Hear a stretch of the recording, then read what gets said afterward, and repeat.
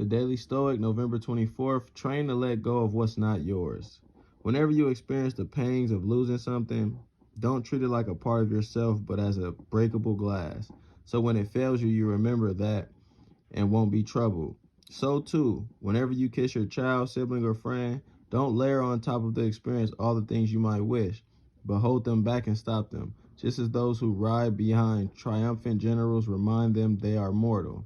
In the same way, remind yourself that your precious one isn't one of your possessions, but something given for now, not forever. Epictetus Discourses.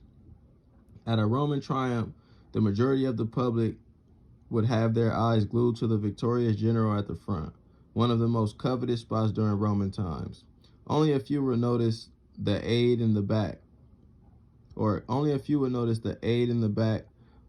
behind the commander, whispering into his ear, "Remember, thou art mortal." What a reminder to hear at the peak of glory and victory. In our own lives, we can train to be that whisperer. When there is something we prize or someone that we love, we can whisper to ourselves that it is fragile, mortal, and not truly ours. No matter how strong or invincible something feels, it never is. We must remind ourselves that it can break, can die, can leave us.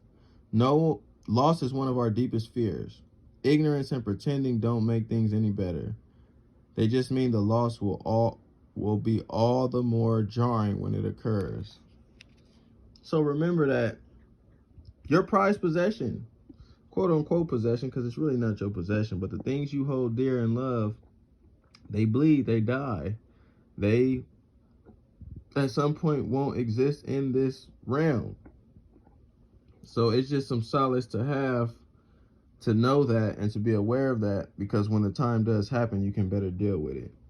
If you think that your son or your parents are going to be here forever, it's going to destroy you when they unfortunately transition into that next phase of life.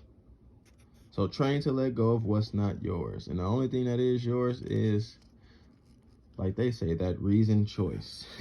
Bye-bye.